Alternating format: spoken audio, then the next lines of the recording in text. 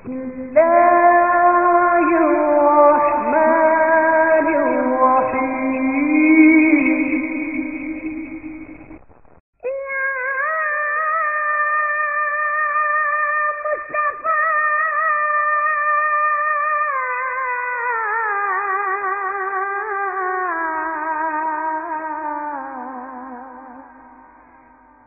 मुस्तफा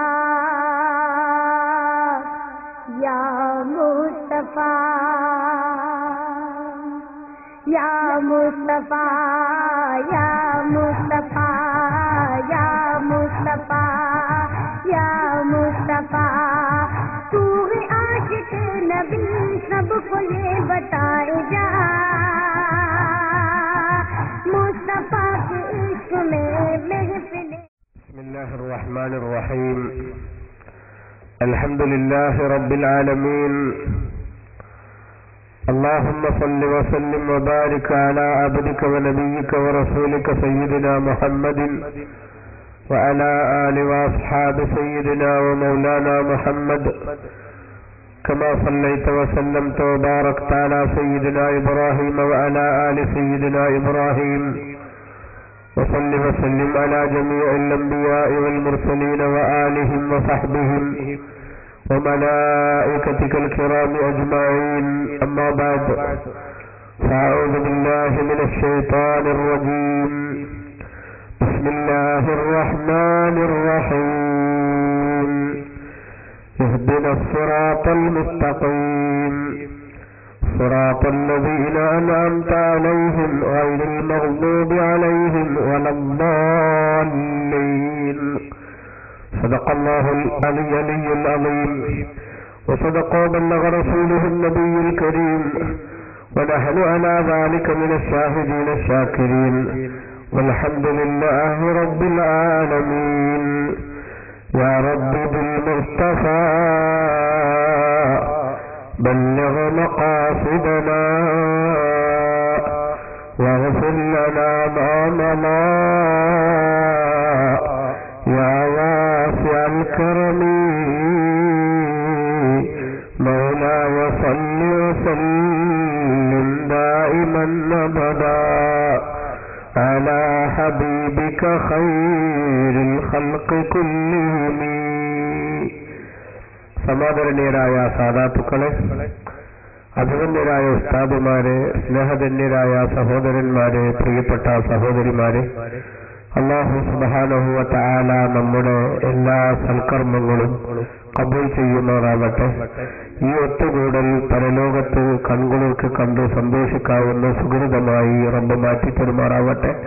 നമ്മുടെയും മാതാപിതാക്കൾ, സഹോദര സഹോദരിമാർ, ഭാര്യ മക്കൾ, ഉസ്താദുമാർ, ശിഷ്യന്മാർ, സുഹൃത്തുക്കൾ, പ്രസ്ഥാന ബന്ധുക്കൾ, ദുആ കൊണ്ട് ഏൽപ്പിച്ചവർ, നാം ദുആ ചെയ്യാമെന്ന് ഏറ്റെടുത്തവർ, നമുക്ക് ജീവിതത്തിൽ കടപ്പാടുള്ളവർ എല്ലാവരുടെയും എല്ലാവിധ ശാരീരിക മാനസിക പ്രയാസങ്ങൾക്കും അല്ലാഹു സന്തോഷമുള്ള പരിഹാരം നൽകുമാറാവട്ടെ. മരണപ്പെട്ടവരുടെ ആഖിറം അല്ലാഹു സന്തോഷമാക്കുമാറാവട്ടെ. ജീവിക്കുന്ന കാലത്തോളം അല്ലാഹുവിന്റെ താഅത്തിലും അവന്റെ ദീനിന്റെ ഖിദ്മത്തിലുമായി ആഫിയത്തുള്ള ആയുസ്സ് കൊണ്ട് അല്ലാഹു നമ്മയും അവരെയും അനുഗ്രഹിക്കുമാറാവട്ടെ. നല്ലത് മനസ്സിലാക്കാനും അത് ജീവിതത്തിൽ പകർത്താനും അല്ലാഹു നമ്മെ അനുഗ്രഹിക്കുമാറാവട്ടെ. ആമീൻ എന്ന് ആമുഖമായി ദുആ ചെയ്തുകൊണ്ട്, പ്രിയമുള്ളവരെ, യഥാർത്ഥ വിശ്വാസി എന്ന വളരെ പ്രൗഢമായ ഒരു വിഷയമാണ് ഇന്ന് നമുക്ക് ചർച്ച ചെയ്യാനുള്ളത്. വിശ്വാസം പലർക്കും അല്ല, എല്ലാവർക്കും ഉണ്ട്. വിശ്വാസം ഇല്ലാതെ ഒരു മനുഷ്യന് ഇവിടെ ജീവിക്കാൻ പറ്റൂല. ഇപ്പൊ ഒരു കൃഷി ചെയ്യുന്ന ആളാണെങ്കിൽ, ഞാൻ ഈ കൃഷി ചെയ്താൽ അതിൽ നിന്ന് എന്തെങ്കിലും ലാഭം എനിക്ക് കിട്ടുമെന്നൊരു വിശ്വാസം ഉള്ളതുകൊണ്ടാണ് അയാൾ ആ പണിക്കിറങ്ങുന്നത്. ഒരു ബസ് കയറുന്ന മനുഷ്യൻ, ഞാൻ ലക്ഷ്യം വെക്കുന്ന സ്ഥാനത്തേക്ക് ഈ ബസ് കയറിയാൽ എനിക്ക് എത്താൻ പറ്റും എന്ന് വിശ്വസിക്കുന്നത് കൊണ്ടാണ് അയാൾ അപ്പണിക്ക് നിൽക്കുന്നത്. ഇങ്ങനെ ഓരോരുത്തരും ഓരോ വിധത്തിലുള്ള വിശ്വാസങ്ങൾ ഉള്ളവരാണ്. പക്ഷെ നമ്മളിവിടെ ചർച്ച ചെയ്യുന്ന വിശ്വാസം എന്ന് പറയുന്നത്, യജമാനനായ റബ്ബ് സുബ്ഹാനഹു വ തആല അവന്റെ അടിമകളാകുന്ന നമുക്ക് 1.25 ലക്ഷത്തോളം വരുന്ന പ്രവാചകന്മാരിലൂടെ അവൻ പൊരുത്തപ്പെട്ടു നൽകിയ മതത്തിന്റെ കാഴ്ചപ്പാടുകളാകുന്ന ഇസ്ലാം, ആ ഇസ്ലാമിന്റെ ശരിയായ അർത്ഥത്തിൽ അതിനെ ഉൾക്കൊള്ളുകയും അംഗീകരിക്കുകയും ചെയ്യുക എന്നതാണ് ഒരു യഥാർത്ഥ വിശ്വാസി എന്നതുകൊണ്ട് നാം ഉദ്ദേശിക്കുന്നത്. അപ്പൊ ഒരാളൊരു മുഅ്മിനാകണമെങ്കിൽ, ഒരു യഥാർത്ഥ വിശ്വാസി ആവണമെങ്കിൽ ബഹുമാനപ്പെട്ട നബി സല്ലല്ലാഹു അലൈഹി വസല്ലമ തങ്ങൾ അള്ളാഹുവിൽ നിന്ന് നമുക്ക് എത്തിച്ചു തന്ന നിർദ്ദേശങ്ങൾ എന്തൊക്കെയുണ്ടോ, അള്ളാന്റെ റസൂൽ എങ്ങനെയൊക്കെ വിശ്വസിക്കാൻ പഠിപ്പിച്ചിട്ടുണ്ടോ അതുപോലൊക്കെ വിശ്വസിക്കുന്ന ആൾ എന്നാണ്. എന്നാൽ നബി സല്ലല്ലാഹു അലൈഹി വസല്ലമ തങ്ങളെ ജീവിതത്തിൽ ഒരിക്കൽ പോലും കണ്ടവരല്ല നമ്മളാരും. ജീവിതത്തിൽ നമുക്ക് കിട്ടാതെ പോയ ഏറ്റവും വലിയ നഷ്ടങ്ങളിൽപ്പെട്ട സംഗതിയാണ് റസൂലുള്ളാഹിനെ ഒരു നോക്ക് കാണാൻ കഴിഞ്ഞില്ല എന്നത്. എന്നാൽ ആ റസൂലുള്ളാഹിനെ കാണാൻ കഴിയാത്തവർക്ക് നബി തങ്ങളുടെ സഹാബത്താണ് ആ പരിമിതി അല്ലെങ്കിൽ ആ കുറവ് നികത്തുന്നത്. അവരെയും കാണാൻ കഴിയാത്തവർ അതിന്റെ തൊട്ടു വരുന്ന താജൂകൾ എന്ന് പറയുന്ന മഹത്തായ തലമുറയെ അവർ അതിന് മാതൃകയാക്കുന്നു. അതിനുശേഷം വന്നവർ അവരെയും അങ്ങനെ പരമ്പരാഗതമായി ഈടുറ്റ പാരമ്പര്യത്തിന്റെ ചങ്ങലക്കണ്ണികളാൽ സുദൃഢമായി ബന്ധിപ്പിക്കപ്പെട്ട ഒരു ആശയമാണ് വിശുദ്ധ ഇസ്ലാം എന്ന് പറയുന്നത്. അതുകൊണ്ട് തന്നെ ഈ ആശയത്തെ അംഗീകരിക്കുകയും ഇത് ജീവിതത്തിൽ പകർത്താൻ ശ്രമിക്കുകയും ചെയ്യുക എന്നതാണ് ഒരു മനുഷ്യന്റെ വിശ്വാസം ക്ലിയറുള്ള വിശ്വാസമായി തീരുക എന്നതിന്റെ മർമ്മം. അതുകൊണ്ട് തന്നെ നമുക്ക് മനസ്സിലാക്കാൻ സാധിക്കുന്നത് അല്ലെങ്കിൽ സാധിക്കേണ്ടത്, എന്റെ മുൻഗാമികൾ ഈ മതം എങ്ങനെയാണ് എന്നിലേക്ക് എത്തിച്ചതെങ്കിൽ ആ മുൻഗാമികളെ കണ്ണടച്ച് അംഗീകരിച്ചുകൊണ്ടല്ലാതെ എനിക്ക് ഇസ്ലാമിനെ ഉൾക്കൊള്ളാനാവില്ല എന്നാണ്. നിങ്ങൾ നോക്കൂ, അല്ലാഹു തആല ഖുർആനിലൂടെ പഠിപ്പിച്ചു. എന്റെ ഈ ആമുഖം എന്റെ പ്രിയപ്പെട്ട സഹോദരന്മാർ, പ്രത്യേകിച്ചും അഹ്ലുസുന്ന വൽ ജമാഅയുടെ പുറത്തുള്ള സഹോദരങ്ങൾ പ്രത്യേകം ശ്രദ്ധിക്കണമെന്ന് വിനീതമായി ഞാൻ അറിയിക്കുകയാണ്.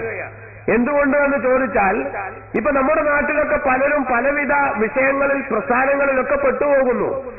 ഈ പെട്ടുപോകുന്ന ആളുകളൊന്നും ആ പ്രസ്ഥാനത്തിന്റെ തിയറി എന്താണെന്നോ ആ പ്രസ്ഥാനത്തിന്റെ പോളിസി എന്താണെന്നോ യഥാർത്ഥത്തിൽ മനസ്സിലാക്കിക്കൊണ്ടായിരിക്കില്ല പലപ്പോഴും അത്തരം പ്രസ്ഥാനങ്ങളിലൊന്നും ചെന്നുപെടുന്നത്. മറിച്ച് താൽക്കാലികമായി എന്തോ അവന്റെ മനസ്സിനെ സ്വാധീനിക്കാൻ പറ്റിയിട്ടുള്ള എന്തെങ്കിലുമൊക്കെ കാര്യങ്ങൾ സമൂഹത്തിന്റെ മുന്നിൽ അവതരിപ്പിച്ചപ്പോ അതിൽ ആകൃഷ്ടരായാണ് പലരും ആ വിധത്തിലുള്ള വഴിവിട്ട പ്രസ്ഥാനങ്ങളിലേക്ക് ചെന്നു ചേക്കേറാനുള്ള കാരണങ്ങൾ ഉണ്ടാകുന്നത്. ഇത് കൂടുതലൊന്നും വിശദീകരിക്കാതെ തന്നെ നമുക്കറിയാം. അതുകൊണ്ട് തന്നെ എന്താണ് യഥാർത്ഥ വിശ്വാസിയുടെ സ്വഭാവം നാം കാണണം. അല്ലാഹു തആല ഖുർആനിൽ എല്ലാ ദിവസവും ചുരുങ്ങിയത് 17 തവണ നിർബന്ധപൂർവം വിശ്വാസികൾ പാരായണം ചെയ്യാനും പ്രാർത്ഥിക്കാനും നിർദ്ദേശിച്ചിട്ടുള്ള ഒരു പ്രാർത്ഥനയുണ്ട് സൂറത്ത് ഫാത്തിഹയിൽ. ആ ഫാത്തിഹയിൽ നമുക്ക് കാണാൻ സാധിക്കും, അല്ലാഹുവിനോട് നമ്മൾ ദ്വാരക്കുന്നു, ഇഹ്ദിനസ് സിറാത്തൽ മുസ്തഖീം, പടച്ചവനെ നേരായ മാർഗത്തിലേക്ക് നീ ഞങ്ങളെ ചേർത്തു തരയണമേ, സ്ട്രൈറ്റായ റൂട്ടിലേക്ക് നീ ഞങ്ങളെ എത്തിച്ചു തരയണമേ. ഏതാണ് ഈ സ്ട്രൈറ്റായ റൂട്ട്, നേരായ വഴി ഏതാണ്? അത് വിശദീകരിക്കാൻ ആളുകൾക്ക് വിട്ടുകൊടുത്താൽ പലപ്പോഴും വിശദീകരിച്ച് ജനങ്ങൾ തുമ്പില്ലാതാക്കാൻ സാധ്യതയുണ്ട് എന്നതിനാൽ അതിന്റെ വിശദീകരണം യജമാനനായ റബ്ബ് തന്നെ ഏറ്റെടുക്കുകയും അള്ളാഹു അത് വിശദീകരിച്ചു തരികയും ചെയ്തു. എന്താണ് നേർമാർഗത്തിന് അള്ള നൽകിയ വിശദീകരണം? അതായത് സിറാത്തൽ ലദീന അൻഅംത അലൈഹിം, അതായത് അള്ളാഹുവേ ഭാഗ്യം കിട്ടിയിട്ട് കൂടി ആ ചെങ്കടൽ കടന്ന് അപ്പുറത്ത് മരുഭൂമിയിലൂടെ നടന്നുകൊണ്ടിരിക്കുന്ന സമയത്ത് ബിംബങ്ങളെ പൂജിക്കുന്ന ചില ആളുകളെ കണ്ടപ്പോ ആ ആളുകൾ ഇസ്രായേൽ മക്കൾ മൂസ നബി അലൈഹി ഇസ്ലാമിനോട് അവരുടെ കൂട്ടത്തിൽ ചിലർ പറഞ്ഞു, ഓ മൂസാ നബിയെ, ഇജ്അൽ ലനാ ഇലാഹൻ കമാ ലഹും ആലിഹ, ഈ ആളുകൾക്കൊക്കെ കുറെ ദൈവങ്ങളുണ്ടല്ലോ, ഇതേപോലെ ഞങ്ങൾക്കും നിങ്ങളൊരു ദൈവത്തെ നിശ്ചയിച്ചു തരണം. നന്ദികേടിന്റെ ശൈലിയാണ് അല്ലാഹു തആല ഇവിടെ പറയുന്നത്. അവിടുന്ന് മൂസ നബി അലൈഹി ഇസ്ലാം, അള്ളാഹു നിങ്ങളെ ഇത്രയൊക്കെ രക്ഷപ്പെടുത്തി സഹായിച്ചിട്ട് എന്റെ കൂടെ പറഞ്ഞു വിട്ടിട്ട് അള്ളാഹുവിന് പുറമെ മറ്റ് ആരാധ്യന്മാരെ കണ്ടെത്തണമെന്നാണോ ജനങ്ങളെ നിങ്ങൾ ആവശ്യപ്പെടുന്നത്? മൂസ നബി അലൈഹി ഇസ്ലാം അവരെ ശകാരിച്ചു. അവരതോടുകൂടെ പരിപാടി നിർത്തി. അങ്ങനെ തീഹ് മരുഭൂമിയിൽ വളരെ കഷ്ടപ്പാട് സഹിച്ച് കിരാതമായി പട്ടിണി കടന്ന് മരിക്കേണ്ട ജനങ്ങൾക്ക് അല്ലാഹു സുബ്ഹാനഹു വ തആല അത്ഭുതകരമായ ഭക്ഷണം ഇറക്കി കൊടുത്തു. കാടപ്പക്ഷിയുടെ മാംസവും അതേപോലെ കട്ടിയുള്ള നല്ല തേനും കൊടുത്തുകൊണ്ട് ആ മരുഭൂമിയിൽ വിഭവസമൃദ്ധമായ സദ്യ എല്ലാ സമയത്തും അവർക്ക് അല്ലാഹു ഒരുക്കി കൊടുത്തു. അങ്ങനെ ആ ഭക്ഷണം കഴിച്ച് അവിടെ താമസിച്ചുകൊണ്ടിരിക്കുന്ന സമയത്ത് കുറെ ദിവസം കഴിഞ്ഞപ്പോ ഒരു മുടക്കുമില്ലാതെ ഭക്ഷണം കഴിച്ച് ആരോഗ്യവും ഉഷാറായി വന്ന ആ സമൂഹം മൂസാ നബി അലൈഹി ഇസ്ലാമിനോട് പറഞ്ഞു, ഓ മൂസാ നബിയെ, ലൻ നസ്ബിറ അലാ തആമിൻ വാഹിദ്, ഒരേ സൈസ് മെസ്സ് എന്നും ശരിയാവില്ല, ഇടയ്ക്കൊക്കെ കുറച്ച് വെറൈറ്റിയുള്ള ഫുഡ് വേണം, കുറച്ചൊക്കെ വ്യത്യസ്തമായിട്ടുള്ള ഭക്ഷണങ്ങൾ വേണം.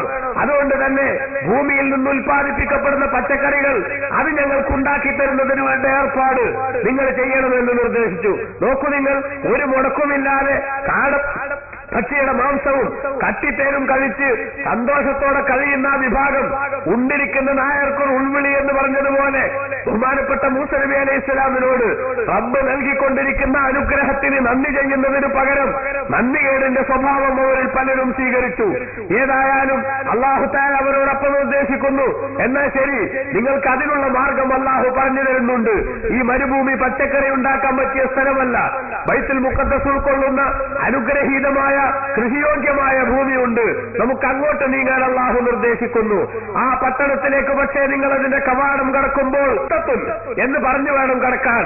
അതായത്, റബ്ബേ, ഞങ്ങളുടെ ജീവിതത്തിൽ അരുതായ്മകൾ പലതും പറ്റിപ്പോയി, അതൊക്കെ നീ ഞങ്ങൾക്ക് വിട്ടുതരണമെന്ന് റബ്ബിനോട് ആവശ്യപ്പെടണമെന്ന് പറഞ്ഞു.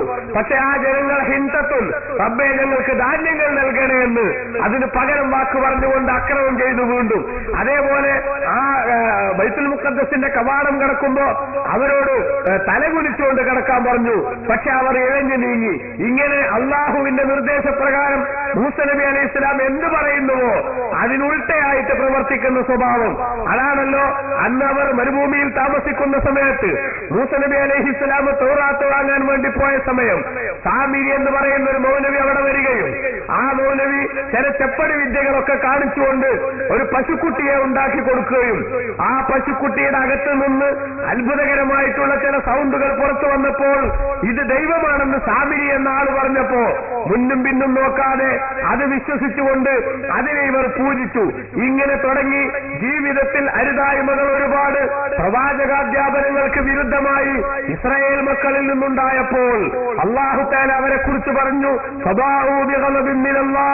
പടച്ചവരിൽ നിന്നുള്ള ശക്തമായ ദേഷ്യവുമായാണ് അവർ മടങ്ങിയത്. അതാണ് അല്ലാഹു പറയുന്നത്. അല്ലാഹു അനുഗ്രഹിച്ച വിഭാഗം വൈരിൽ മഗ്ദൂബി അലൈഹിം, പടച്ചവന്റെ ദേഷ്യം കിട്ടാത്തവരാണ്. ദേഷ്യം കിട്ടിയതുകൊണ്ട് ഉദ്ദേശം പ്രധാനമായും ഈ ജൂതന്മാര് ആ സ്വഭാവം സ്വീകരിക്കുന്നവരുമാണ്. അതേപോലെ വഴിതെറ്റി സഞ്ചരിക്കുന്നവരാണ് എന്നതുകൊണ്ട് ഉദ്ദേശിക്കുന്നതിൽ പ്രധാനമായും നസാറാക്കൾ. എന്താ കാരണം?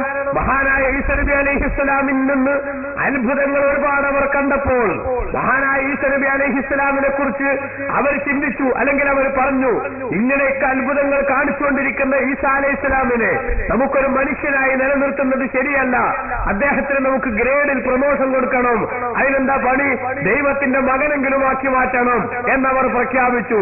അങ്ങനെ വഴിതെറ്റി സഞ്ചരിച്ച നസാറാക്കളുടെയും അതേപോലെ തന്നെ റബ്ബിന്റെ ദേശത്തിന് പാത്രീഭൂതരായ യഹൂദികളുടെയും നിലപാടുകൾ സ്വീകരിക്കാതെ പടച്ചവന്റെ അനുഗ്രഹങ്ങൾ ഒന്നിനു പുറകെ ഒന്നായി തങ്ങളിലേക്ക് വന്നെത്താൻ ആവശ്യമായ പാപരഹിതമായ പവിത്രഗമ്യമായ പരിശുദ്ധ ജീവിതം നയിച്ചുകൊണ്ട് ഈ ഉമ്മത്തിന് മാതൃകയായിട്ടുള്ള വിഭാഗം, ആ വിഭാഗത്തിന്റെ വഴിയിലേക്ക് പടച്ചവനെ ഞങ്ങൾ നീ ചേർത്തു തരേണമേ എന്ന് എല്ലാ വിശ്വാസികളും ആൺപെൺ വ്യത്യാസമില്ലാതെ സൂറത്തുൽ ഫാത്തിഹയിലൂടെ എല്ലാ ദിവസവും റബ്ബിനോട് പ്രാർത്ഥിക്കുന്നു.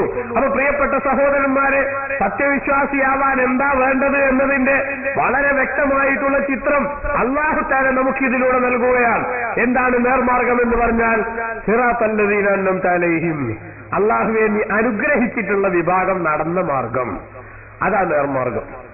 വാസ്തവത്തിൽ നിങ്ങൾ ചിന്തിച്ചു നോക്ക്, ഇപ്പൊ നമ്മളെ കൂട്ടത്തിൽ തന്നെ സുന്നികളായിട്ടുള്ള ആൾക്കാർക്ക് പോലും പലർക്കും ഇപ്പൊ എന്തെങ്കിലും ഒരു വിഷയം പറഞ്ഞാൽ ഇത് ഖുർആനിലുണ്ടോ, ഏറ്റവും ചുരുങ്ങിയത് ബുഖാരിയിലെങ്കിലും ഉണ്ടോ, എന്നാൽ അല്ലെങ്കിൽ ഒരു സമാധാനമില്ലാത്ത അവസ്ഥ ഇപ്പൊ നിലനിൽക്കുന്നില്ലേ ലോകത്ത്. വാസ്തവത്തിൽ നേർമാർഗം എന്താണെന്ന് വിശദീകരിക്കുമ്പോൾ എത്ര എളുപ്പമായിരുന്നു, എല്ലാവർക്കും ആക്സെപ്റ്റബിൾ ആയിട്ടുള്ള വഴി എന്താ? അള്ളാഹു വിശദീകരിക്കുമ്പോൾ സിറാത്തുൽ ഖുർആനി വസുന്ന, ഖുർആനിന്റെയും ഹദീസിന്റെയും വഴി എന്ന് പറഞ്ഞിരുന്നുവെങ്കിൽ നമുക്ക് എല്ലാവർക്കും അതാ കൂടുതൽ സ്വീകാര്യാവുക. പക്ഷെ അള്ളാഹു നേർമാർഗം വിശദീകരിച്ചപ്പോ, ഒറിജിനൽ റൂട്ട് ഏതാണെന്ന് വിശദീകരിച്ചപ്പോ ഖുർആനെന്നും പറഞ്ഞില്ല, സുന്നത്തൊന്നും പറഞ്ഞില്ല. മറിച്ച് അള്ളാഹ് പറഞ്ഞത് സിറാത്തല്ലദീന, ഒരു കൂട്ടം ആളുകൾ നടന്ന മാർഗം. ആ കൂട്ടത്തിനെയാണ് വിശുദ്ധ ഇസ്ലാമിലെ മഹാന്മാരായ ആളുകൾ എന്ന് നാം വിശേഷിപ്പിക്കുന്നത്. അതുകൊണ്ടാണ് നേർമാർഗം എന്ന് പറഞ്ഞാൽ മഹാന്മാർ കാണിച്ചു തന്ന വഴിയാണെന്ന് നമുക്ക് വിശദീകരിക്കാൻ സാധിക്കുന്നത്. എന്നാൽ നിങ്ങൾ നോക്കൂ, ഈ മഹാന്മാർ ആരാ? അള്ളാഹു അനുഗ്രഹിച്ച മഹാന്മാർ ആരാ? അതും ഖുർആനിൽ അള്ളാഹു തആല വിശദീകരിച്ചിട്ടുണ്ട്. വമൻ യുതിഇല്ലാഹ വറസൂല ഫഉലൈക മഅല്ലദീന അൻഅമ അല്ലാഹു അലൈഹിം മിനൻ നബിയ്യീന വസ്സിദ്ദീഖീന വശുഹദാഇ വസ്സാലിഹീൻ വഹസന ഉലൈക റഫീഖാ. സൂറത്തുൽ നിസാഇന്റെ 69ാമത്തെ ആയത്തിൽ അല്ലാഹു തആല വിശദീകരിച്ചു ആരാണ് മഹാന്മാർ, അല്ലാഹു അനുഗ്രഹിച്ചവരാരാണ്. മിനൻ നബിയ്യീൻ, നബിമാർ. എന്താ ഈ നബി എന്ന് പറഞ്ഞ സ്ഥാനം? ഒരു മനുഷ്യന്റെ അധ്വാനം കൊണ്ട് നേടിയെടുക്കാൻ എത്ര ശ്രമിച്ചാലും നടക്കാത്ത പദവിയാണത്. നമുക്കറിയാലോ, അല്ലാഹുവിന്റെ റസൂൽ സല്ലല്ലാഹു അലൈഹി വസല്ലം തങ്ങൾ മക്കത്ത് പ്രവാചകനായി പ്രഖ്യാപനം നടത്തുമ്പോ അബൂജഹൽ ഉൾപ്പെടെയുള്ള മക്കയിലെ കേമന്മാരായ നേതാക്കൾ പറയുകയാണ്, മക്കത്തുനിന്ന് ഒരാളെ നബിയാക്കണമെന്ന് പടച്ചോന് അഭിപ്രായം ഉണ്ടെങ്കിൽ എല്ലാ വകുപ്പും സൗകര്യങ്ങളും കഴിവുകൾക്കുള്ള ഞങ്ങളൊക്കെ അല്ലേ ഇവിടെ, ഞങ്ങളൊക്കെ ഒഴിവാക്കിയിട്ട് കഞ്ഞി കുടിക്കാൻ വകയില്ലാത്ത മുഹമ്മദിനെ എന്തിന് പ്രവാചകനാക്കി എന്ന് അബൂജഹൽ ഉൾപ്പെടെയുള്ള കക്ഷികളുടെ ആരോപണം വന്നപ്പോ റബ്ബ് അതിന് പറഞ്ഞ മറുപടി ഉണ്ട് ഖുർആനിൽ. എന്താ റബ്ബ് പറഞ്ഞ മറുപടി?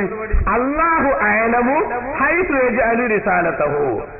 ഈ പ്രവാചകത്വത്തിന്റെ ദൗത്യം എവിടെയാണ് വെക്കേണ്ടതെന്ന് അള്ളാഹുവിന് നന്നായിട്ടറിയാം എന്ന് പറഞ്ഞാൽ അള്ളാഹു തആല പ്രത്യേകം സെലക്ട് ചെയ്യുന്ന വ്യക്തിത്വങ്ങൾക്ക് മാത്രം ലഭിക്കുന്ന വളരെ പ്രധാനപ്പെട്ട പദവിയാണ് നബിയാവുക എന്ന പദവി.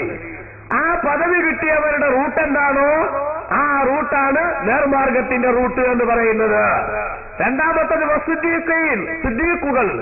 ഓരോ പ്രവാചകനും പ്രബോധന രംഗത്ത് വരുമ്പോൾ ആ പ്രവാചകന്റെ വാദഗതികളെ, അദ്ദേഹം മുന്നോട്ട് വെക്കുന്ന ആശയ സംഹിതകളെ കലവറയില്ലാതെ പിന്തുണക്കുമെന്ന് മാത്രമല്ല, എന്തുകൊണ്ട് അങ്ങനെ എന്നൊരു ചോദ്യം മറിച്ച് ചോദിക്കാതെ പറയുന്നത് അങ്ങനെ തന്നെ അംഗീകരിച്ച് റാൻ മൂളി ജീവിക്കുന്ന വിഭാഗം അവരാണ് സിദ്ദീഖുകൾ.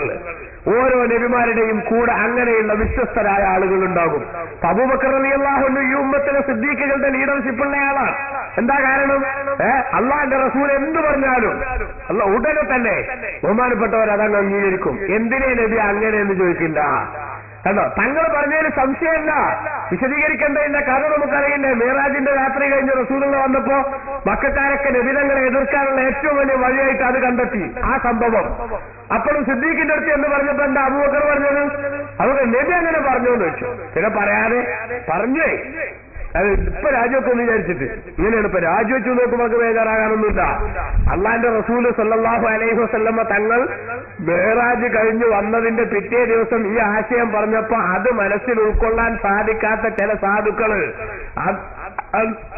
അന്നും ഇസ്ലാമെന്ന് രാജിവെച്ചിട്ടുണ്ട് എന്ന് ചരിത്രത്തിലുണ്ട്. ശരിയല്ലേ? അതുകൊണ്ട് ഇപ്പൊ സുന്നി തന്നെ രാജിവെച്ച് പോയി എന്ന് പറഞ്ഞ് കേൾക്കുമ്പോഴേക്ക് നമ്മൾ ഒരിക്കൊന്നുമില്ല. എന്താ കാരണം? അത് പണ്ടേ നടക്കുന്ന സംഗതിയാണ്. അള്ളാന്റെ റസൂല് വഫാത്തായപ്പോ കുറെ ആൾ രാജിവെച്ച് പോയിട്ടുണ്ട്, ഇസ്ലാമിക ചരിത്രത്തിലുണ്ടല്ലോ. അതുകൊണ്ട് രാജിവെച്ച് പോയി എന്നത് നമ്മെ സംബന്ധിച്ചിടത്തോളം പ്രശ്നമുള്ള സംഗതിയല്ല. അതേ സമയത്ത് ഒരു മനുഷ്യന്റെ ഹിദായത്ത് നഷ്ടപ്പെട്ടല്ലോ എന്നതിനുള്ള ശക്തമായ ദുഃഖവും വിഷമവും നമുക്കുണ്ട്.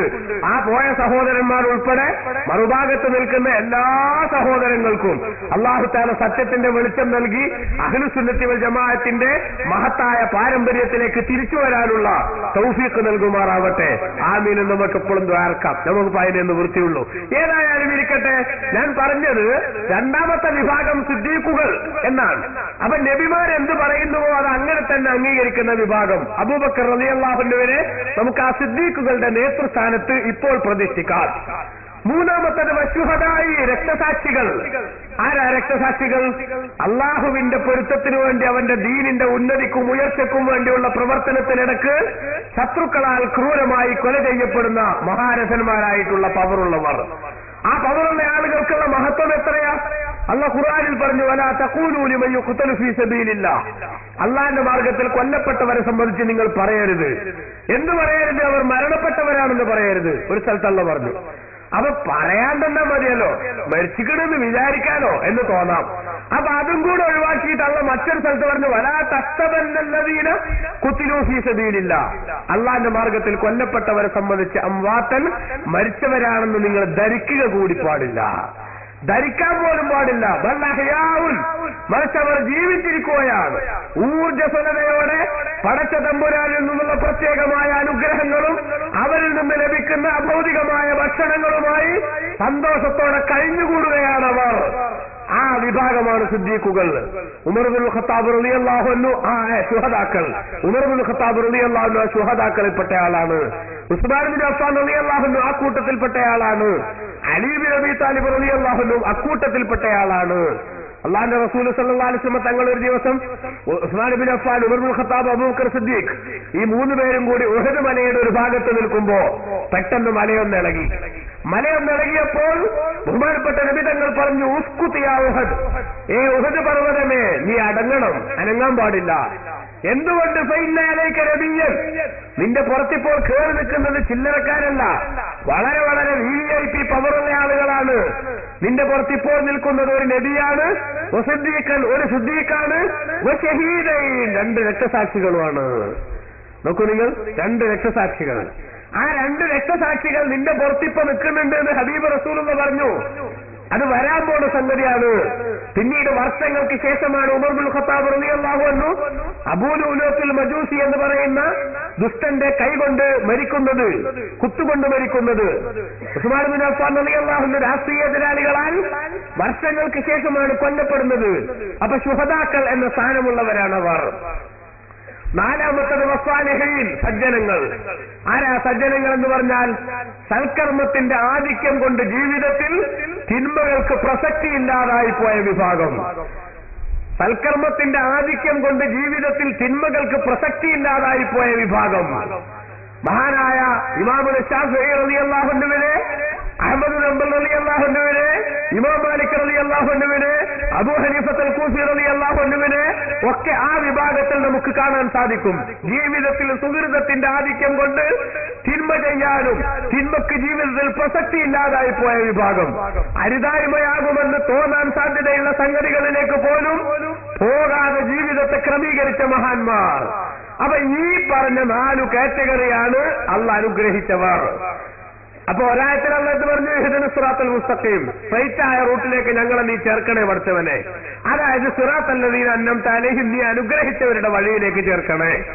മറ്റൊരായത്തിൽ അല്ലാഹു തആല അനുഗ്രഹിച്ചവരാരാണെന്ന് വിശദീകരിച്ചപ്പോൾ നബിമാർ, സിദ്ദീഖുകൾ, ശുഹദാക്കൾ, സാലിഹുകൾ എന്നീ 4 കാറ്റഗറിയാണ് അതെന്ന് പറഞ്ഞു.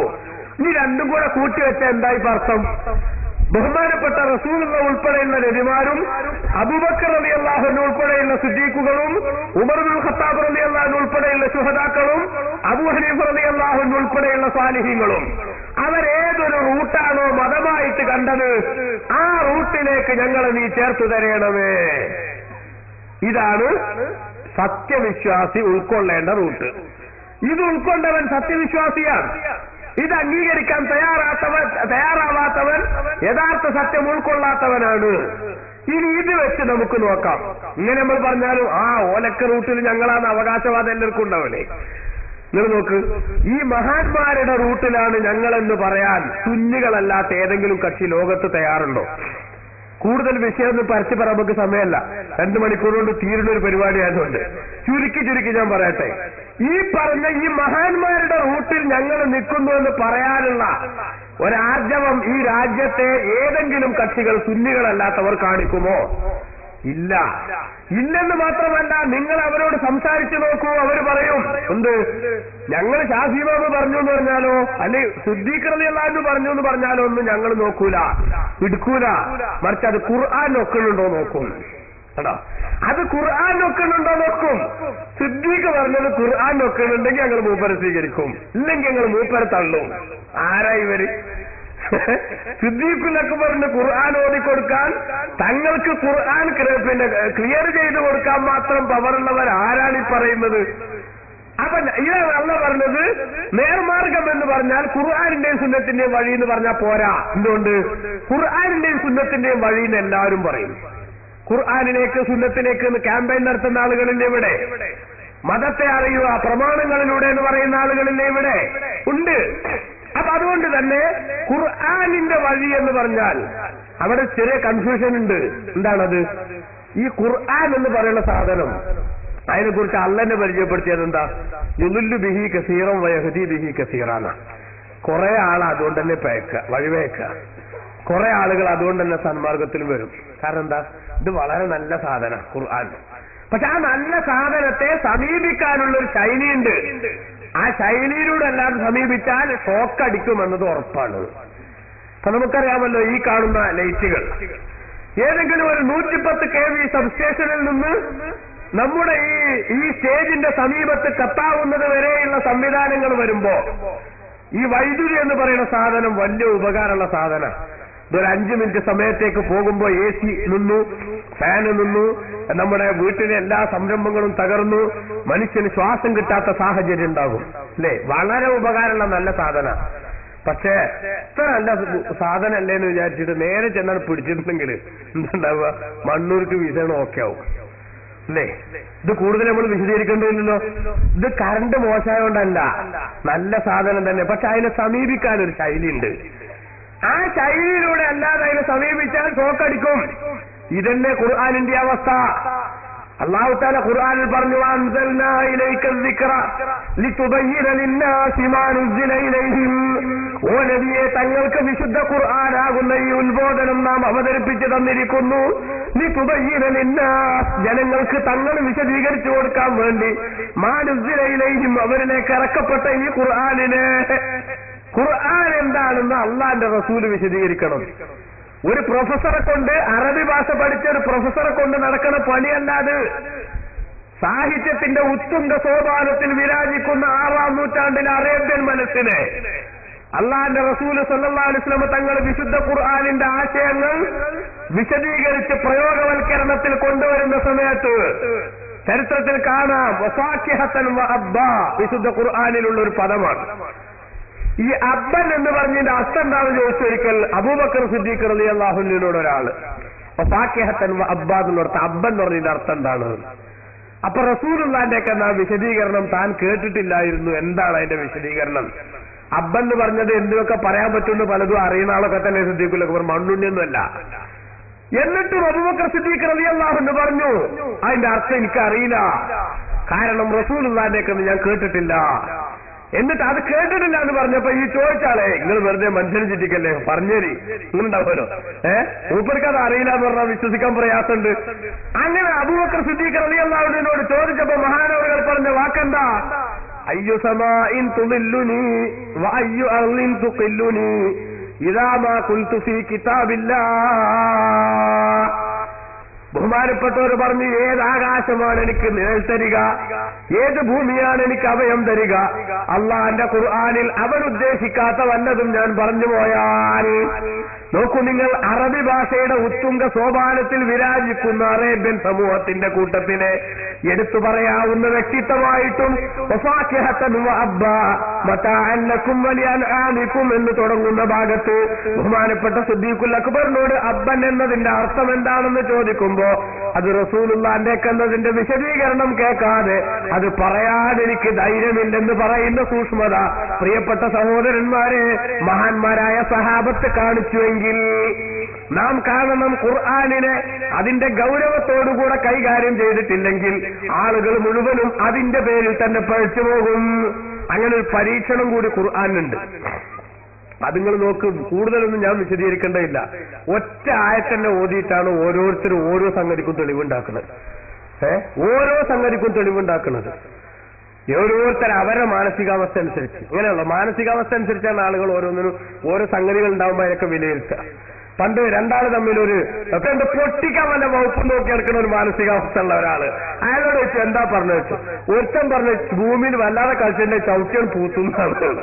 അപ്പൊ മറ്റോടോ അതിന്റെ മുമ്പ് അന്നെ അടിച്ച് പത്തിരിയാക്കി പാർപ്പിച്ചു എന്നാ പറഞ്ഞു. ആലോചിച്ചോക്കെ, ഇതാണ് ഓരോരുത്തരുടെ മാനസികാവസ്ഥ അനുസരിച്ച് ഓരോരുത്തരും ഓരോന്ന് വിലയിരുത്തും. അപ്പൊ ഖുർആനിനെ ഓരോരുത്തര് അവരുടെ ഇഷ്ടത്തിനനുസരിച്ച് വിലയിരുത്തിയാൽ ഇവിടെ എന്തുണ്ടാകും? ആ ഖുർആൻ കൊണ്ട് അവർ വഴിപഴക്കും, ഒരു സംശയമല്ല. എന്തേ കാരണം? നിങ്ങൾ നോക്ക്, നമ്മുടെ നാട്ടിലുള്ള പുതിയ എല്ലാ കക്ഷികളും ഒരായത്തോതിലുണ്ട്. എല്ലാ കക്ഷികൾക്കും ആയത്തറിയാം. വഅന്നൽ മസാജിദ ലില്ലാഹ് ഫലാ തദൂ മഅല്ലാഹി അഹദാ. പള്ളികൾ അല്ലാഹുവിനുള്ളതാകുന്നു, അതുകൊണ്ട് അവനോടുകൂടെ നിങ്ങൾ ആരെയും വിളിച്ച് പ്രാർത്ഥിക്കരുത്. ഈ ആയത്തോതിയിട്ട് നമ്മുടെ നാട്ടിലെ മുജാഹിദ് ജമാഅത്തെ ഇസ്ലാമി തുടങ്ങിയിട്ടുള്ള കക്ഷികളൊക്കെ എന്ത് പറഞ്ഞു? അവര് പറഞ്ഞു അള്ളാഹിനോട് കൂടെ ആരെയും വിളിച്ച് പ്രാർത്ഥിക്കരുത് എന്ന് അള്ളാഹ് പറഞ്ഞിട്ടുണ്ട്. അതുകൊണ്ട് തന്നെ മുഹീദ്ദീൻ ശേഖെ കാക്കണേ എന്ന് പറയുന്ന സുന്നികൾ മുശ്രിക്കുകളാണ്. മുഹീദ്ദീൻ ശേഖെ കാക്കണേ എന്ന് പറഞ്ഞ ബദരികളെ രക്ഷിക്കണം എന്ന് പറഞ്ഞ സുന്നികൾ മുശ്രിക്കുകളാണ്, ഒരു ശിർക്ക് ചെയ്യുന്നവരാണ്. അപ്പൊ പ്രിയമുള്ളവരെ, ഈ ആയത്തോതിയിട്ട് മുജാഹിദും ജമാഅത്ത് ഇസ്ലാമിക്കാരും ഒക്കെ ഖുർആൻ നോക്കിയപ്പോ അവർക്ക് മനസ്സിലായത് എന്താ? സുന്നി മുശ്രിക്കാണ്. വഅന്നൽ മസാജിദിലില്ല ഫലാ തദൂ മഅല്ലാഹി അഹദ. ഇതേ ആയത്ത് തേങ്ങനൂർ ഓതിയപ്പോഴോ അയാൾക്ക് മുജാഹിദും കൂടെ ജമാഅത്തും കൂടെ മുശ്രിക്കാന്ന് മനസ്സിലായി. കാരണം എന്താ? അസ്സലാമു അലൈക അയ്യുഹൻ നബിയ്യു അത്തഹിയാത്തിൽ പറയുന്നുണ്ട് അല്ലല്ലാത്തവരെ വിളിക്കാണ്. ഇത് അബൂ ഹുറൈറ കമ്പനി കടത്തിക്കൂട്ടിയതാണ് ഇസ്ലാമിന്. അത് അയാളൊരു ശൈലിയാണ്. തേങ്ങനൂരിന്റെ അയാളുടെ ശൈലിയിൽ അയാൾ പറഞ്ഞു അബൂ ഹുറൈറ കമ്പനി കടത്തിക്കൂട്ടിയ അസ്സലാമു അലൈക അയ്യുഹൻ നബിയ്യു അത് ഇവർ ഓതുന്നുണ്ട്, അതുകൊണ്ട് ഇവരും അല്ലല്ലാത്തവരെ വിളിച്ചവരാണ്, അതിന്റെ പേരിൽ മുശ്രിക്കാണ്. ഇനിയിപ്പോ ചേകനൂരിനെക്കാളും അസുഖം കൂടിയ ഒരാൾ വന്നിട്ട് ഇതേ ആയത്തോതിയാല് ചേകനൂരും മുശ്രിക്കാന്ന് ഇതുകൊണ്ട് തന്നെ അയാൾ പറയും. അതുകൊണ്ട് പ്രിയപ്പെട്ട സഹോദരന്മാരെ, അപ്പൊ സ്വാഭാവികമായിട്ടും നിങ്ങൾക്ക് എന്നോട് ചോദിക്കാം, അങ്ങനെ അള്ളാഹ് പറഞ്ഞില്ല അന്നൽ മസാജിദിലില്ല ഫലാ തദൂ മഅല്ലാഹി അഹദ, അള്ളാഹിനോടുകൂടെ ആരെയും വിളിക്കരുത്. ആ പറഞ്ഞ സ്ഥിതിക്കുന്ന പിന്നെ നിങ്ങൾ എങ്ങനെയാ മുഹീദ്ദീൻ ശേഖ കാക്കണേന്ന് വിളിക്കുക, അല്ലെങ്കിൽ ബദരീങ്ങളെ രക്ഷിക്കണേന്ന് എങ്ങനെ പറയാ എന്ന് നമ്മളോട് ചോദിക്കാം, അല്ലേ? അത് ന്യായമായ ചോദ്യമാണ്. അങ്ങനെ ചോദിച്ചാൽ എനിക്ക് പറയാനുള്ളത്, പ്രിയപ്പെട്ട സഹോദരന്മാരെ, അന്നൽ മസാജിദിലില്ലാഹി ഫലാ തദൂ മഅല്ലാഹി അഹദ ഉൾപ്പെടെ ദആ എന്നോ യദൂ എന്നോ തദൂ എന്നോ യദൂന എന്നോ തദൂന എന്നൊക്കെയുള്ള ദുആ എന്നതിന്റെ ആ ധാതുവിൽ നിന്ന് ഉൽപ്പാദിപ്പിക്കപ്പെടുന്ന വാചകങ്ങൾ ഖുർആനിൽ എവിടെയൊക്കെ പറഞ്ഞിട്ടുണ്ടോ, അല്ലാഹു അല്ലാത്തവരെ വിളിക്കുന്നതിനെ ആക്ഷേപിച്ചുകൊണ്ട് എവിടെയൊക്കെ അള്ളാഹ് പറഞ്ഞിട്ടുണ്ടോ, ആ പറഞ്ഞെടുത്ത് മുഴുവനും അല്ലാഹു തആല ലക്ഷ്യം വെച്ചത് എന്താണെന്ന് പടച്ച റബ്ബ് തന്നെ ഖുർആനിൽ പലയിടത്തും വിശദീകരിച്ചിട്ടുണ്ട്. എന്താണ്? നിങ്ങൾ നോക്കൂ, വഅന്നൽ മസാജിദിലില്ല, പള്ളികൾ മുഴുവനും അല്ലാഹുവിനുള്ളതാകുന്നു, അതുകൊണ്ട് ഫലാ തദൂ മഅല്ലാഹി അഹദാ, അല്ലാഹുവോടുകൂടെ ആരെയും നിങ്ങൾ വിളിക്കരുത്. ഇവിടെ ആരെയും എന്ന് പറഞ്ഞാൽ ഒന്നുകിൽ ആരെയും പറഞ്ഞാൽ ആരെയും തന്നെ, അപ്പൊ ആരെയും വിളിക്കരുത് എന്നാവും. അങ്ങനെ മുജാഹിദും പറയുന്നില്ല, ജമാഅത്തും പറയുന്നില്ല, ഖാദിയാനിയും പറയില്ല, ചെരുപ്പാനിയും പറയണം, മുള്ളാനിയും പറയണം, ഒന്നും പറയുന്നില്ല. അങ്ങനെ ആരും പറയുന്നില്ല. ഒരാളെയും വിളിക്കരുത്. കാരണം എന്താ? ചിലപ്പോ നമ്മളൊരു 50,000 റുപ്യ കടം വാങ്ങിയിട്ട് ചങ്ങായി മുങ്ങിയിറക്കിയേക്കും. ഓൻ അങ്ങാടിയിൽ പെട്ടെന്ന് കണ്ടുമുട്ടിയപ്പോ പിന്നെന്നാ കാണുന്നതും ഓനെ വിളിച്ചില്ലെങ്കിലും ഓൻ പതുക്കെ അടുത്ത ബസ് കയറി പോവും. അപ്പൊ വിളിക്കണം, പടച്ചോനെ 50,000 വേണ്ടി ചിർക്ക് ചെയ്യാനാവൂല എന്ന് വെച്ചിട്ട് ആരെങ്കിലും വിളിക്കാണ്ടൊക്കെ. അപ്പൊ വിളിക്കരുത് ഒരാളെയും എന്ന് പറഞ്ഞിടത്ത് ഒരിക്കലും തന്നെ ഈ ഒരാളെയും എന്നതിന് ഒരാളെയും ആരെയും വിളിക്കരുത് എന്ന അർത്ഥം ഇവരാരും സങ്കല്പിക്കണില്ല. പിന്നെ ഇവരൊക്കെ സങ്കല്പിക്കുന്ന അർത്ഥം എന്താണ്? അല്ലാഹു അല്ലാത്ത മഹാന്മാരെ, പുണ്യപുരുഷന്മാരെ വിളിക്കരുത് എന്നാണ്. അങ്ങനെ ഒരു അർത്ഥം സങ്കല്പിക്കാൻ പരിശുദ്ധ ഖുർആനിലെ ഒരു രേഖയും തെളിവില്ല. പിന്നെന്താണ് അവിടെ അഹദൻ എന്നുണ്ട് അള്ളാഹ് ഉദ്ദേശിച്ചത്? അള്ളാഹ് ഉദ്ദേശിച്ചത് വേറെ ആയത്തിൽ അള്ളാഹ് തന്നെ ഖുർആനിൽ വിശദീകരിച്ചിട്ടുണ്ട്. ഉദാഹരണമായിട്ട് നിങ്ങൾ നോക്ക്, വല്ലദീന ലാ യദ്ഊന മഅല്ലാഹി ഇലാഹൻ ആഖറ വലാ യഖ്തുലൂന അൻ-നഫ്സ അല്ലതീ ഹറമല്ലാഹു ഇല്ലാ ബിൽ ഹഖ് വലാ യസ്നൂൻ വമൻ യഫ്അൽ ദാലിക യൽഖാ അസാമാ. സൂറത്തുൽ ഫുർഖാനിന്റെ അവസാനത്തിൽ യഥാർത്ഥ വിശ്വാസികളുടെ ലക്ഷണം പറയുന്നിടത്ത് അല്ലാഹു പറയുന്നു, വല്ലദീന ലാ യദ്ഊന മഅല്ലാഹ്, അവരല്ലാഹുവോടുകൂടെ വിളിക്കാത്തവരാണ്. ആരെ? ഇലാഹൻ ആഖറ, മറ്റൊരു ആരാധ്യനെ വിളിക്കാത്തവരാണ്. അപ്പൊ കണ്ടോ, അഹദൻ എന്നതുകൊണ്ട് അള്ളാഹ് ഉദ്ദേശിച്ചത്, റബ്ബ് ടാർഗറ്റ് ചെയ്തത് എന്താണ്? പച്ചയായിട്ടോടെ വന്നു. എന്താണത്? അള്ളാഹു അല്ലാത്ത ഒരു ആരാധ്യനെയും വിളിക്കരുതെന്നാണ്. കാരണം ആരാധ്യൻ അല്ലാഹ് മാത്രമേ ഉള്ളൂ. ഫഅലം അന്നഹു ലാ ഇലാഹ ഇല്ലല്ലാഹ്, ഖുർആനിൽ തന്നെ അല്ലാഹ് പറഞ്ഞതാണ്. ലാ ഇലാഹ ഇല്ലല്ലാഹ്, ആരാധിക്കപ്പെടാൻ അർഹൻ അല്ലാഹു മാത്രം. അപ്പൊ ആരാധിക്കപ്പെടാനുള്ള അർഹത അള്ളാഹു അല്ലാത്ത ഒരു ശക്തിക്ക് നിക്ഷേപിച്ചു കൊടുക്കുന്നതിനെയാണ് അള്ളാഹു ആക്ഷേപിച്ചത്. വേറെയും ഖുർആനിൽ ഇഷ്ടംപോലെ ആയത്ത് കാണാം. സൂറത്തുൽ മുഅ്മിനൂനയുടെ അവസാനത്തിൽ നമുക്ക് കാണാൻ പറ്റും, വമൻ യദഉ മഅല്ലാഹി ഇലാഹൻ ആഖറ ലാ ബുർഹാന ലഹു ഇൻദ റബ്ബി ഫഇന്നമാ ഹിസാബുഹു. അല്ലാഹു സുബ്ഹാനഹു വ തആല ഖുർആനിൽ തന്നെ രേഖപ്പെടുത്തുന്നു, വമൻ യദഉ മഅല്ലാഹി ഇലാഹൻ ആഖറ, അല്ലാഹുവോടുകൂടെ മറ്റൊരു ആരാധ്യനെ ആരെങ്കിലും വിളിച്ചാൽ, അപ്പൊ വിളിക്കരുത് എന്ന് പറഞ്ഞോർത്തത് അഹദൻ എന്നതുകൊണ്ട് ഉദ്ദേശം അല്ലല്ലാത്ത ആരാധ്യനെ വിളിക്കരുത് എന്നാണ് എന്ന് പച്ചയായിട്ട് മനസ്സിലായി. അപ്പോ എന്തായി? ബദരീങ്ങളെ വിളിക്കുന്നതിനെ പറ്റി ഇവിടെ ചർച്ചയല്ല, മൊയ്തീൻ ശേഖിനെ വിളിക്കുന്നതിനെ പറ്റി ഇവിടെ ചർച്ചയല്ല, റസൂലുള്ളാഹിനെ വിളിക്കുന്നതിനെ പറ്റി ഇവിടെ ചർച്ചയല്ല. അത് മൗലവിമാര് വെറുതെ മെനഞ്ഞുണ്ടാക്കിയതാണ്. അതിന് ഖുർആനിന്റെയോ ഹദീസിന്റെയോ പിൻബലമില്ല. ഇത് മനസ്സിലായാൽ അതെന്താ ഇവിടെ കുഴപ്പം പറ്റിയത്?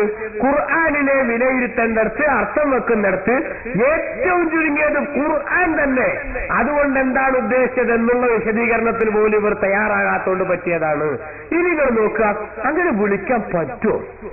ബദരീങ്ങൾ റസൂലുള്ളാഹിനെ വിളിക്കാൻ പറ്റുമോ? വഫാത്തായി പോയ മഹാന്മാരെ വിളിക്കാൻ പറ്റൂല എന്നാണ് അഹ്ലു സുന്നയുടെ പുറത്തുള്ള എല്ലാ കക്ഷികളുടെയും വാദം. അതിനവർ പറയുന്ന തെളിവെന്താ? അവർ പറയുന്ന തെളിവ്, പ്രിയപ്പെട്ട സഹോദരന്മാർ, ചെറിയ വിഷയമല്ലത്. ഇതിന്റെ പേരിൽ ഇവർ നമ്മളെ എന്താക്കിയെന്ന് പറയുന്നത് അബൂജഹലിനെക്കാളും കടുത്ത മുശ്രിക്കാണാക്കിയത്. ദൈവവിശ്വാസം ഖുർആനിൽ എന്നൊരു പുസ്തകമുണ്ട്. AP അബ്ദുൽ ഖാദർ മൗലവി എന്ന ഇപ്പൊ ഒരു വിഭാഗം മുജാഹിദിന്റെ നേതാവ്. അതേസമയത്ത് ഇവർ അടിച്ചു പിരിയുന്നതിന്റെ വർഷങ്ങൾക്ക് മുമ്പ് അദ്ദേഹം എഴുതി മുജാഹിദ് സെന്റർ കോഴിക്കോട് 2 പ്രസിദ്ധീകരിച്ച പുസ്തകമാണ് ദൈവവിശ്വാസം ഖുർആനിൽ എന്നുള്ള പുസ്തകം.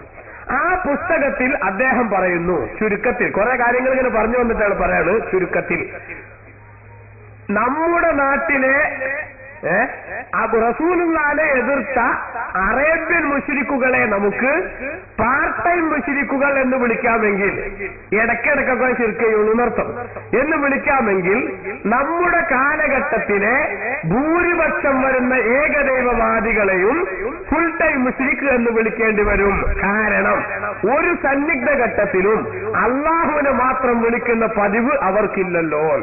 എന്താ മൂപ്പർ ഉദ്ദേശിച്ച്? ഖുർആനിൽ കാണാൻ അബൂജഹലിന്റെ ഒരു കാഴ്ചപ്പാട് എന്താണത്?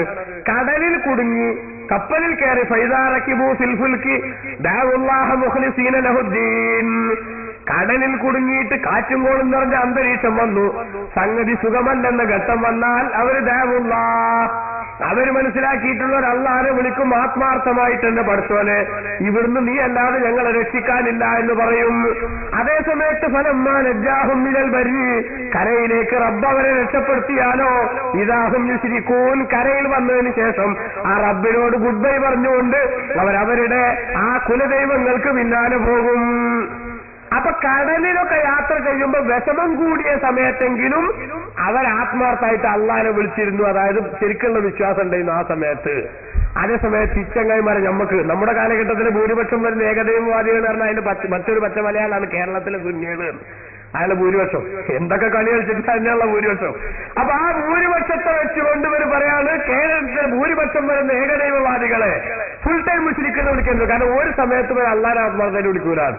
അബൂജഹൽ ഇടങ്ങേറ് കൂടിയ അള്ളാഹിനെ വിളിച്ചിരുന്നു, ഇവരോ ഇടങ്ങേറ് കൂടിയ കുത്തുബിയത്തിന്റെ എണ്ണം കൂടുകയാണ്, നാരിയത്തിന്റെ എണ്ണം കൂടുകയാണ്.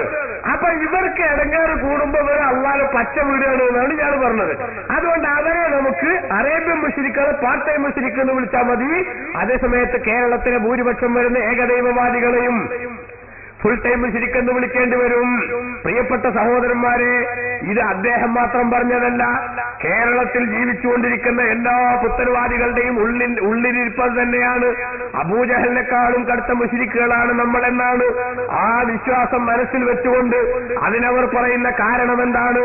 അള്ളാഹുവിന്റെ റസൂൽ സല്ലല്ലാഹു അലൈഹി വസല്ലമ തങ്ങളെ വഫാത്തിന് ശേഷം നമ്മൾ വിളിക്കുന്നു എന്നതാണ്. എന്നിട്ടോ അവരതിന് പറഞ്ഞത് അള്ളാഹിന്റെ റസൂലിനെ നമ്മൾ ഇവിടുന്ന് വിളിക്കുമ്പോൾ അത് റസൂലുള്ളാഹിനോട് പ്രാർത്ഥിക്കലാണ്, അള്ളാഹു അല്ലാത്തവരോട് പ്രാർത്ഥിക്കാൻ പാടില്ല എന്നാണ് റസൂലുള്ള പഠിപ്പിച്ചിട്ടുള്ളത്. അദ്ദുആഉ ഹുവൽ ഇബാദ, പ്രാർത്ഥന അതാണ് ആരാധന എന്ന് അള്ളാഹുവിന്റെ റസൂല് പഠിപ്പിച്ചിട്ടുണ്ട്. അല്ലാത്തവരോട് പ്രാർത്ഥിക്കാൻ പാടില്ല. ഉദ്ഊനി അസ്തജിബ് ലക്കും, എന്നോട് നിങ്ങൾ പ്രാർത്ഥിക്കണം, ഞാൻ നിങ്ങൾക്ക് ഉത്തരം തരും. വമൻ യസ്തക്ബിറു അൻ ഇബാദതി സയദ്ഖുലൂന ജഹന്നമ ദാഖിരീൻ, എനിക്ക് ആരാധിക്കുന്നതിൽ നിന്ന് ആരെങ്കിലും അഹങ്കരിച്ച് പുറകോട്ട് മാറിയാൽ നിന്ദ്യരായവർ നരകത്തിൽ പിന്നീട് പ്രവേശിക്കുമെന്ന് അല്ലാഹു തആല താക്കീത് ചെയ്തിട്ടുണ്ട്. ഈ ആയത്തുകളൊക്കെ ഓതിയിട്ട് നമ്മളോട് പറയണ എന്താണ്? അല്ലാഹു അല്ലാത്തവരോട് പ്രാർത്ഥിക്കുക നിങ്ങൾ. അതെന്താണ് ഈ പ്രാർത്ഥന സാധനം? അതറിയണം നമ്മൾ. പ്രാർത്ഥന എന്ന് പറഞ്ഞിട്ടാണ് ഇവര് സാധാരണക്കാരെ മൊത്തം പൊട്ടിസാക്കണേ. അതുകൊണ്ട് എനിക്ക് എന്റെ പ്രിയപ്പെട്ട സഹോദരന്മാരോട് സഹോദരിമാരോട്, നിങ്ങൾ വെറുതെ ഒരു CD കിട്ടുമ്പോഴേക്ക് ഓസി കിട്ടിയ ഓയിൽമെന്റ് തിന്നുള്ള നിലക്ക് എന്ത് ചെയ്യരുത്, അത് വാങ്ങി കേട്ടിട്ട് നിങ്ങൾ ഉള്ള ഈമാൻ കളഞ്ഞു കുളിക്കരുത്. ഉള്ള ഈമാൻ കളഞ്ഞു കുളിക്കരുത്. എന്താണ് വിഷയത്തിന്റെ നിജസ്ഥിതി എന്ന് അന്വേഷിക്കാൻ നിങ്ങൾ തയ്യാറാവണം. കാരണം ഇത് നമ്മളെ ദീനാണ് അല്ലേ? മഹാന്മാര് പഠിപ്പിച്ചിട്ടുണ്ട്, ഉന്നൂറു അമ്മൻ തെഹുദൂൻ അൻഹു ദീനക്കും. നിങ്ങളെ ദീന് ആരിൽ നിന്നാണ് നിങ്ങൾ സ്വീകരിക്കുന്നത് നിങ്ങൾ നോക്കണം. ആരായാലും എന്താ ഖുർആനും സുന്നത്തല്ലേ പറയണത്? അങ്ങനെയുണ്ട് നമുക്ക് ചില നിലപാട് അല്ലെ? കോയായാലും കയറിയ പോലെ അങ്ങോട്ടും ഇങ്ങോട്ടും ഇങ്ങനെ ചാഞ്ഞും കൊണ്ടുള്ള നിലപാട് ഒരിക്കലും അത് ശരിയല്ല. നിങ്ങളെ ദീൻ ആരിൽ നിന്നാണ് നിങ്ങൾ സ്വീകരിക്കുന്നത് നോക്കണം. ഈ കൊടിഞ്ഞി പ്രദേശത്ത് സാദാത്തുക്കൾ അന്വേഷണം കൊള്ളുന്ന സ്ഥലമാണ്. പരിസരത്ത് മമ്പുറം കുത്തുബുസ്സമാൻ സയ്യിദ് അലവി തങ്ങൾ ഈ കേരളത്തിലെ മലപ്പുറം ജില്ലയുടെ ഈ പ്രദേശങ്ങളെ ആത്മീയമായി ഉന്നതിയിലെത്തിക്കുന്നതിൽ ഏറ്റവും വലിയ വ്യക്തിമുദ്ര പതിപ്പിച്ച വ്യക്തിത്വത്തിന്റെ ഉടമയാണ്. അങ്ങനെയുള്ള മഹാന്മാരൊക്കെ കാണിച്ചു തന്ന അവരിവിടെ ഏത് രൂപത്തിൽ ജീവിച്ചു ആ ജീവിതം കണ്ടിട്ടാണ് ഈ തലമുറ പോലും ഇതിന്റെ മുമ്പത്തെ തലമുറയെ കണ്ടിട്ട് അത് പകർത്തിയതാണ് ദീനിന്റെ പേരിൽ ഇവിടെ കൊണ്ടു നടക്കുന്നത്. ഈ സംഗതി വിട്ടുകളഞ്ഞ് മറ്റൊന്നിലേക്ക് പോകുന്നതിന് മുമ്പ് നാം ആലോചിക്കണം, പടച്ചോനെ ഞാൻ ഇത്രയും കാലം നടന്ന ശൈലി, ആ ശൈലി ശരിയല്ലെന്ന് ഈ CD-യിൽ പറയുന്നു, അല്ലെങ്കിൽ ഈ പ്രസംഗകരങ്ങനെ പറയുന്നു. അത് ശരിയല്ല എന്ന് പറയുന്നത് കേട്ട് മാത്രം വിശ്വസിക്കാൻ ഞാൻ മൂഢനാകരുത്. അതേക്കുറിച്ച് വ്യക്തമായി അന്വേഷിക്കാൻ എനിക്ക് ബാധ്യതയുണ്ട്. രാജിവെക്കുന്നതിന് മുമ്പേ വ്യക്തമായിട്ടുള്ള സംഗതികൾ അന്വേഷിക്കണം. എന്നിട്ട് പ്രിയപ്പെട്ട സഹോദരന്മാരോട് സഹോദരിമാരോട് ഞാൻ ഉണർത്തുന്നു, അങ്ങനെ നോക്കിയാൽ അബൂജഹലിനെക്കാളും കടുത്ത മുശ്രിക്കുകളാണ് നമ്മളെന്ന് പറയാൻ അഹ്ലുസുന്നയുടെ പുറത്തുള്ള കക്ഷികൾ പറഞ്ഞതെന്താണ്? അല്ലാഹു അല്ലാത്തവരോട് നിങ്ങൾ പ്രാർത്ഥിക്കുന്നു എന്നാണ്. എന്നാ പ്രാർത്ഥന എന്ന് പറഞ്ഞാൽ എന്താണ്? അതിന്റെ തെളിവും ഇദ്ദേഹം തന്നെ പറയുന്നു. ഇദ്ദേഹം തന്നെ ഈ ഉമർ ഈ AP അബ്ദുൽ ഖാദർ മൗലവി തന്നെ ആ ദൈവവിശ്വാസം ഖുർആനിൽ എന്ന് പറഞ്ഞ പുസ്തകത്തിൽ വിശദീകരിക്കുന്നുണ്ട്. എന്താ അദ്ദേഹം വിശദീകരിക്കുന്നത്? കാര്യകാരണ ബന്ധങ്ങൾക്ക് അതീതമായ നിലക്ക് ഉപകാരലബ്ധിക്കോ ദുരിതമോചനത്തിനോ വേണ്ടിയുള്ള മനസ്സിന്റെ തേട്ടമാണ് പ്രാർത്ഥന എന്ന് പറഞ്ഞാൽ സാധാരണഗതിയിലുള്ള സംഗതികൾ അല്ലാതെ. സാധാരണഗതിയിലുള്ള വെച്ചാൽ ഇപ്പൊ വെള്ളം കുടിച്ചാൽ ദാഹം മാറുക, ഭക്ഷണം കഴിച്ചാൽ വിശപ്പ് മാറുക, അതൊക്കെ ഒരു സാധാരണ സംഗതികളാണ്. ഈ നിലക്ക് അല്ലാത്ത നിലക്ക് ഉപകാരം കിട്ടാനോ അല്ലെങ്കിൽ ഉപദ്രവം നീങ്ങാനോ വേണ്ടിയുള്ള മനസ്സിന്റെ തേട്ടമാണ് പ്രാർത്ഥന. കാര്യകാരണ ബന്ധങ്ങളുടെ അടിസ്ഥാനത്തിൽ അല്ലാതെ ഒരു ഉപകാരം കിട്ടാൻ വേണ്ടിയിട്ട് മനസ്സിൽ നിന്നൊരു തേട്ടുണ്ടായാൽ അത് അള്ളാഹു അതിനോടുണ്ടായാൽ അള്ളാഹിനോടുള്ള പ്രാർത്ഥനയാണ്, അള്ള അല്ലാത്തവരോടുണ്ടായാൽ അള്ള അല്ലാത്തവരോടുള്ള പ്രാർത്ഥനയാണ്. ഇതാണ് ഇവരുടെ വാദം. ഈ വാദം തന്നെയാണ് വാസ്തവത്തിൽ എല്ലാ കക്ഷികൾക്കും ഉള്ളിന്റെ ഉള്ളിലുള്ളത്, പുത്തൻവാദികൾക്കൊക്കെ ഉള്ളത്. പ്രിയപ്പെട്ടവരെ, ഇത് നബിമാരുടെ വഴിയാണോ നമ്മൾ ചിന്തിക്കണം. ഇത് അടിസ്ഥാന വിഷയമായിട്ടാണ് പറയുന്നത്. പ്രാർത്ഥനക്ക് ഇവർ ഇങ്ങനെ ഒരു നിർവചനം പറഞ്ഞാൽ ആ നിർവചനം ശരിയാണോ? സാധാരണ നിരക്കുള്ളതല്ലാത്തൊരു സഹായം അള്ളാഹു അല്ലാത്തൊരു വ്യക്തിയിൽ നിന്ന് പ്രതീക്ഷിച്ചാൽ എന്നിട്ട് അതിനുവേണ്ടി ആവശ്യപ്പെട്ടാൽ അത് അവരോടുള്ള പ്രാർത്ഥനയാകുമെന്ന് ആരാണ് ഇവർക്ക് പഠിപ്പിച്ചത്? എന്റെ പ്രിയപ്പെട്ട സഹോദരങ്ങളോട് ഞാൻ ഒരു കാര്യം പറയട്ടെ. അള്ളാഹുവിന്റെ ഖുർആനിൽ നമുക്ക് കാണാൻ സാധിക്കും, നബിമാരിൽപ്പെട്ട വലിയൊരു പ്രവാചകനാണ്, അതോടൊപ്പം തന്നെ ലോകം അടക്കി ഭരിച്ച വലിയ ചക്രവർത്തിയാണ് മഹാനായ നബിയുല്ലാഹി സുലൈമാൻ. ആ സുലൈമാൻ നബി അലൈഹിസ്സലാം അതാ ഒരു യോഗം വിളിക്കുന്നു തന്റെ പട്ടാളക്കാരെയും മറ്റുമൊക്കെ. സുലൈമാൻ നബിയുടെ സദസ്സ് എന്ന് പറഞ്ഞാൽ നമുക്കറിയാമല്ലോ, 7 കൂലി മുതൽ ഞാഞ്ഞൂല് വരെയുള്ള സകല സാധനങ്ങളുള്ള സദസ്സാണ്. സുലൈമാൻ നബിയുടെ സദസ്സിന് പ്രത്യേകത ഉണ്ട്. സുലൈമാൻ നബിക്ക് പക്ഷികളുടെ സംസാരം അറിയാം, സകല ജീവികളുടെയും സംസാരം അറിയാം. അതുമായിട്ടൊക്കെ സുലൈമാൻ നബി അലൈഹി സ്വലാം ബന്ധപ്പെടാറുണ്ട്, അവരായിട്ടൊക്കെ കമ്മ്യൂണിക്കേഷൻ നടത്താറുണ്ട്. എന്താ കാരണം?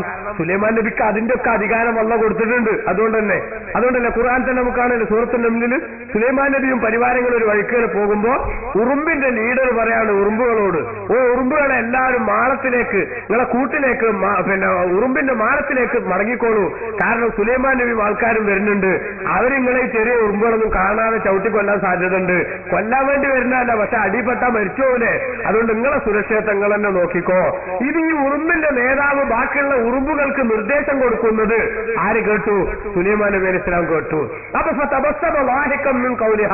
സുലൈമാൻ നബി അലൈഹി ഇസ്ലാമിന്റെ സംഭവം ഖുർആൻ പറയുന്നത് ആ ഉറുമ്പിന്റെ വർത്താനം കേട്ടിട്ട്, ആ ഉറുമ്പിന്റെ ഉത്തരവാദിത്ത ബോധം, അതിന്റെ ഡയറക്ഷൻ, അതിന്റെ നേതൃത്വം, അതിന്റേതായ പ്രത്യേകമായിട്ടുള്ള കമാൻഡിങ്, അതൊക്കെ കണ്ടുകൊണ്ട് ബഹുമാനപ്പെട്ട സുലൈമാൻ നബി അലൈഹി ഇസ്ലാം അത്ഭുതത്തോടു കൂടെ ഒന്നിങ്ങനെ പുഞ്ചിരിച്ചു എന്ന് ഖുർആനിൽ തന്നെ കാണാം. നമുക്കറിയില്ലേ എല്ലാത്തിന്റെ വർത്താനവും സുലൈമാൻ നബിക്കാണ്. അപ്പൊ നമ്മളൊരു ഉറുമ്പിനെ ചവിട്ടിയാൽ ആ ഉറുമ്പ് എന്തെങ്കിലുമൊക്കെ പറയുന്നുണ്ടാവും. നമുക്കറിയോ, നമ്മളൊരു പട്ടിനെ കല്ലെടുത്തെറിഞ്ഞു നിൽക്കുക, ആ പട്ടിനെ കല്ലെടുത്തെറിഞ്ഞ് ആ പട്ടി ഇങ്ങനെ കുരക്കും. നമ്മളതിന് വെറും കുരക്കാനുള്ള അർത്ഥം മാത്രമല്ലേ കണ്ടോളൂ.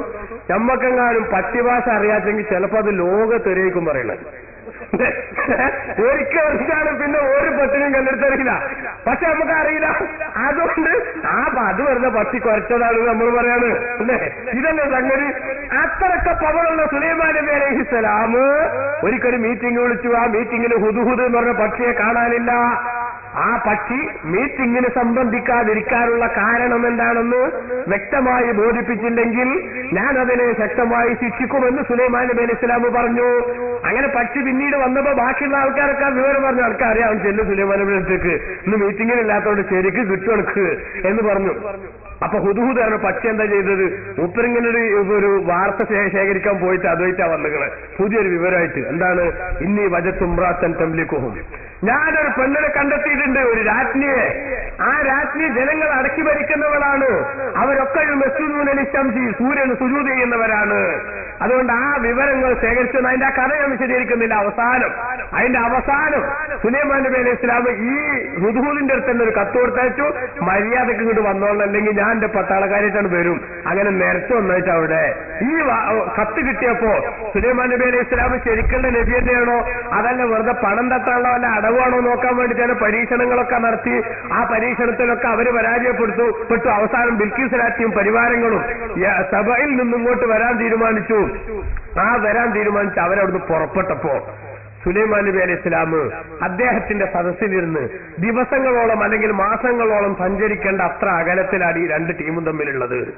ആ സമയത്ത് അവിടെ ഇരുന്ന് സുലൈമാൻ നബി അലൈഹി ഇസ്ലാം പറഞ്ഞു, യാ അയ്യത്തുഹൽ മലഉ, ഓ എന്റെ സൈന്യമേ, ഞാൻ നേരത്തെ പറഞ്ഞ ഏഴാങ്കൂലി മുതൽ ഞാഞ്ഞൂലി വരെയുള്ള സകല സാധനങ്ങളും ഉൾക്കൊള്ളുന്ന ആ സൈന്യത്തെ വിളിച്ചുകൊണ്ട് യാ അയ്യുഹൽ മലഉ, ഓ എന്റെ സൈന്യമേ എന്ന് വിളിച്ചുകൊണ്ട് സുലൈമാൻ നബി അലൈഹി ഇസ്ലാം ചോദിച്ചു, അയ്യുക്കും യഅ്തീനി ബിഅർശിഹാ ഖബ്ല അൻ യഅ്തൂനി മുസ്ലിമീൻ, എന്നെ അനുസരിച്ചുകൊണ്ട് അവരിങ്ങോട്ട് ബിൽക്കീസും പരിവാരങ്ങളും വരുന്നതിന് മുമ്പേ അവരുടെ ആ വലിയ രാജകീയമായ സിംഹാസനം അതിങ്ങോട്ട് കൊണ്ടുവന്ന് തരാൻ നിങ്ങളിൽ ആരാണുള്ളത്?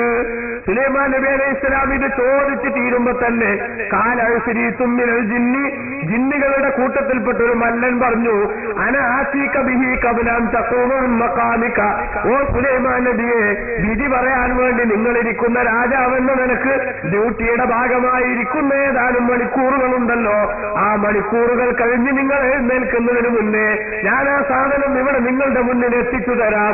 വഇന്നി അലൈഹി ലഖവിയ്യുൻ അമീൻ, ഞാനതിന് ശക്തനാണ്, ഞാൻ വിശ്വസ്തനുമാണ്. അതായത് കൊണ്ടുവരുന്ന സമയത്ത് അതിന്റെ അടിയിൽ നിന്നും അടിച്ചു മാറ്റൊന്നുമില്ല എന്നർത്ഥം. ഫുള്ളായിട്ട് ഇങ്ങോട്ട് കൊടുന്നേരാം. ഒരു 4-5 മണിക്കൂർ കൊണ്ട് ഞാൻ ആ സാധനം ഇവിടെ എത്തിച്ചേരാം. അപ്പൊ സുലൈമാൻ നബി അലൈഹി ഇസ്ലാം പറഞ്ഞു, അതൊക്കെ കുറെ കൂടുതലാണ്, അതിലും പെട്ടെന്ന് വേണം, അതിലും പെട്ടെന്ന് വേണം. അപ്പോഴതാവക്കാൽ പറയാപ്പ നമുക്ക് പറഞ്ഞൂടെ, ഞാൻ അവിടെ ഒറ്റടിക്ക് നിരത്തു ഇതൊക്കെ എന്ന് പറഞ്ഞൂടെ. പക്ഷെ കൊണ്ടെന്നോ ഉടനെ ഖുർആൻ പറയുന്ന ഫലമ്മാറാഹു മുസ്തഖിറൻ ഇൻദഹു, പറഞ്ഞു തീരുമ്പോഴേക്ക് സിംഹാസനം തന്റെ മുന്നിൽ ശരിക്കങ്ങ് റെഡിയായിരിക്കുന്നത് സുലൈമാൻ നബി അലൈഹി ഇസ്ലാം കണ്ടപ്പോൾ സുലൈമാൻ നബി അലൈഹി ഇസ്ലാം പറഞ്ഞു, ഹാദാ മിൻ ഫദ്ലി റബ്ബീ, ഇതെന്റെ നാഥന്റെ ഔദാര്യത്തിൽപ്പെട്ടതാകുന്നു. ലിയബ്ലുവനി അശ്കുറു അം അക്ഫുർ, ഞാൻ നന്ദി ചെയ്യുമോ നന്ദികേട് കാണിക്കുമോ എന്നെ പരീക്ഷിക്കാനാണ്. അതായത് ഇത്ര പവറുള്ള അനുയായി സുലൈമാൻ നബിക്കുണ്ടെങ്കിൽ ആ സുലൈമാൻ നബിക്ക് റബ്ബ് കൊടുക്കുന്ന പവർ എത്രയാണ്?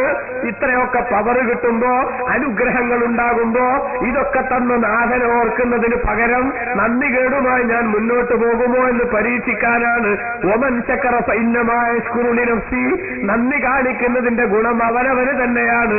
അതേസമയത്ത് നന്ദികേട് കാണിക്കാനാണ് ഭാവമെങ്കിലോ യജമാനനായ റബ്ബിന് നാട്ടുകാരുടെ ഒരു